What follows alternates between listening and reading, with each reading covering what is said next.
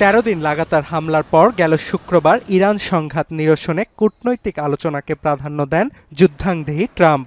এরপর টানা 2 রাত যুক্তরাষ্ট্র ইরানে হামলা না চালানোয় কিছুটা স্বস্তি ফিরেছে তেহরানে। তবে ইরানকে সবসময় গুড়িয়ে দেওয়ার হুমকি দেয়া ট্রাম্প কেন যুদ্ধনীতি থেকে সরে এসে কূটনীতিতে মনোযোগী হলেন তারই উত্তর খোঁজার চেষ্টা করছে আন্তর্জাতিক গণমাধ্যমগুলো। সিএনএন বলছে, সম্প্রতি ইরান যুদ্ধের গতিপ্রকৃতি নির্ধারণে হোয়াইট হাউসে মার্কিন শীর্ষ কর্মকর্তাদের সঙ্গে বৈঠকে বসেন ট্রাম্প। এতে অংশ নিয়ে ভাইস প্রেসিডেন্ট জেডি ভ্যান্স ও জয়েন্ট চিফস অব স্টাফসের চেয়ারম্যান জেনারেল ড্যান কেইন মার্কিন প্যাট্রিয়ট ক্ষেপণাস্ত্র ও আকাশ প্রতিরক্ষা সরঞ্জামের মজুত নিয়ে উদ্বেগ প্রকাশ করেন। এরপর ইরানে আপাতত হামলা বন্ধের আভাস মেলে ট্রাম্পের কাছ থেকে। এদিকে কূটনৈতিক আলোচনার দরজা ফের খোলার সম্ভাবনার মাঝেই হরমুজ ইস্যুতে শুক্র ও শনিবার তেহরানে ইরান ও ওমানের মন্ত্রী পর্যায়ের বৈঠক হয়েছে।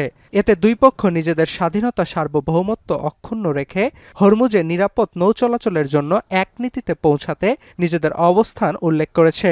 তবে আলোচনায় জলপথটির রুট বিতর্ক নিয়ে কোনো সমাধান এসেছে কিনা তা স্পষ্ট করেনি কোনো পক্ষই। আমরা ওয়াইফাই ছাড়াই ধূপধাপ আপলোড করি, কারণ আমাদের কাছে বেশি জিবি আছে। বেশি জিবি জিতবেন মাই জিপি অ্যাপে।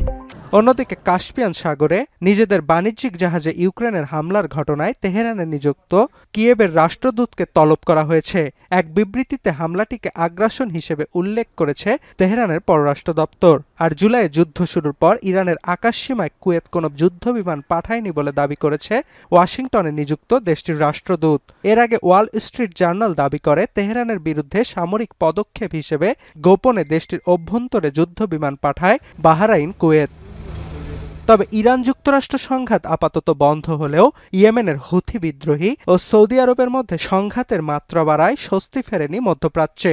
ইয়েমেনের হোদাইদা বন্দর ও কামরান দ্বীপে সৌদি হামলার জবাবে লোহিত সাগর উপকূলে আরামকোর 2টি তেল স্থাপনায় ড্রোন ও ক্ষেপণাস্ত্র হামলা চালিয়েছে হুথিরা। وذلك بعشرات الصواريخ البالستية والطائرات المسيرة فيما استهدفت العملية الثانية أهدافا حساسة تتبع شركة أرامكو في ينبع। এছাড়াও লোহিত সাগরে সৌদি আরবের বিরুদ্ধে চলমান নৌ অবরোধ কার্যকর থাকবে বলেও দাবি করেছেন ইয়াহিয়া সারা।